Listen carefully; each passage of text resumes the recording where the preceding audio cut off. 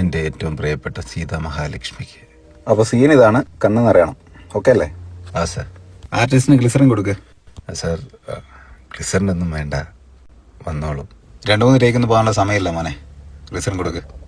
വേണ്ട സാർ, വന്നോളും. വന്നോളൂന്നോ? ശരി, ഓക്കെ, ടേക്ക് പോവാം. Roll camera, action. എൻ്റെ ഭാര്യ സീതാ മഹാലക്ഷ്മിക്ക്.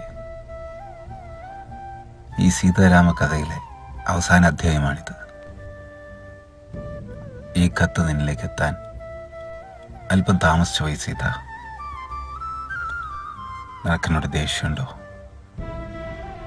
നീ ഒരിക്കൽ പോലും ദേഷ്യപ്പെട്ടിട്ട് ഞാൻ കണ്ടിട്ടേ ഇല്ല. ഇനി അത് കാണാൻ പറ്റുമെന്ന് തോന്നുന്നില്ല. നീ ഒരിക്കലും എന്നോട് ചോദിച്ചില്ലേ താലി കെട്ടിയ ഒരു ഭാര്യ ഉണ്ടെന്നുള്ള കാര്യം മറന്നുപോയോന്ന്? മറന്നില്ലെന്ന് പറയാൻ വേണ്ടിയാണ് ഈ കത്തെഴുതുന്നത്. എനിക്കിപ്പോ നിന്നെ കാണാം. കണ്ണുനീർ വീണ കത്ത് നനയുന്ന എനിക്ക് കാണാം, എനിക്ക് കേൾക്കാം.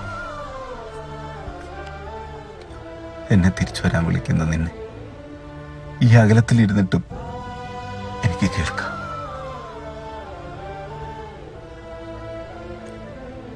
ആരുമില്ലാത്ത ഒരു പാവപ്പെട്ട പട്ടാളക്കാരന് വേണ്ടി എല്ലാം വിട്ടെറിഞ്ഞു വന്ന രാജകുമാരിയോട് ഈ ജന്മത്തിൽ യാത്ര ചോദിക്കുന്നു.